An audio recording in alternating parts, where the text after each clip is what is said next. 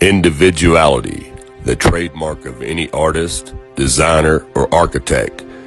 Each desires a uniqueness to their creation, a quality that separates it from any other.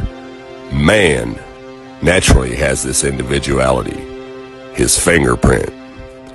There are 7.7 billion people on the face of the earth, and no two fingerprints are the same. Everything we touch or make contact with is branded with a small expressed image revealing to all who see it who was there. Around 1200 AD, a man named Leonardo Pisano, better known as Fibonacci, who was a famous mathematician from the Republic of Pisa, considered to be the most talented mathematician of the Middle Ages, Pisano discovered a sequence of numbers that created a very interesting pattern. The sequence begins with the numbers 1, 1, 2, 3, 5, 8, 13, 21, 34, and continues indefinitely. Each number is obtained by adding the last two digits together.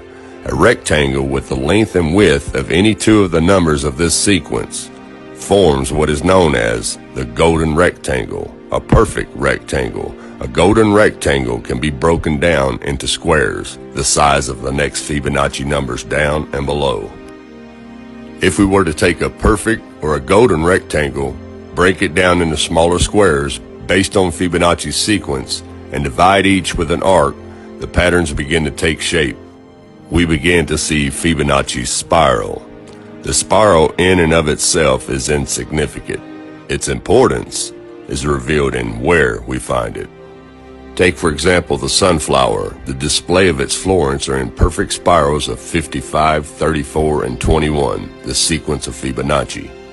The fruitlets of the pineapple create the same spiral based on the sequence. The pine cone does the same.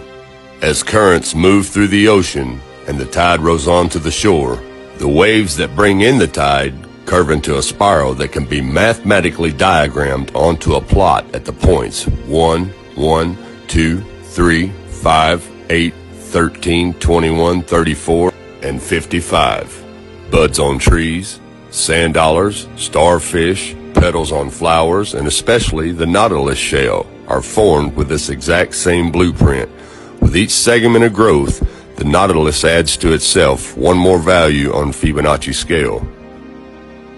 This blueprint can be seen around us on a small scale every day. But the greatest example of all is directly above our heads. Even the spiral of the celestial bodies above us are formed with the exact design that the tiny shell is formed.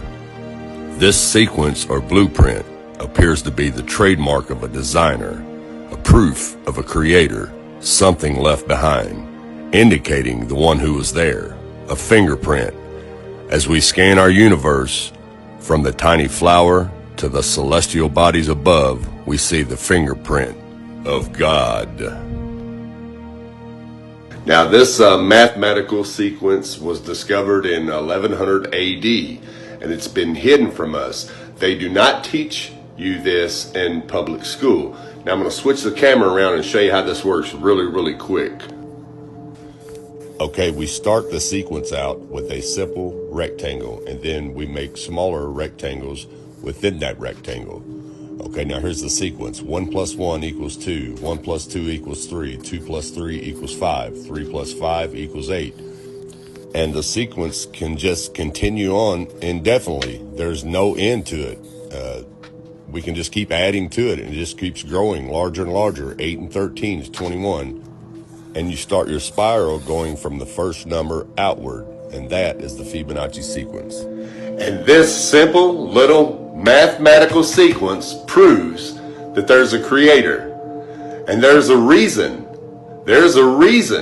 why the government would not allow this, well actually not allow it, they won't fund this sequence to be taught in public schools. Even though it was discovered almost 1,000 years ago, there's a reason why they will not fund this mathematical sequence to be taught in school. For one, it proves there's only one creator, one fingerprint, who created everything, because everything, every design created lines up with this sequence. And if they taught that in school, it would wake a lot of people up, and they'd be like, well, wait a minute.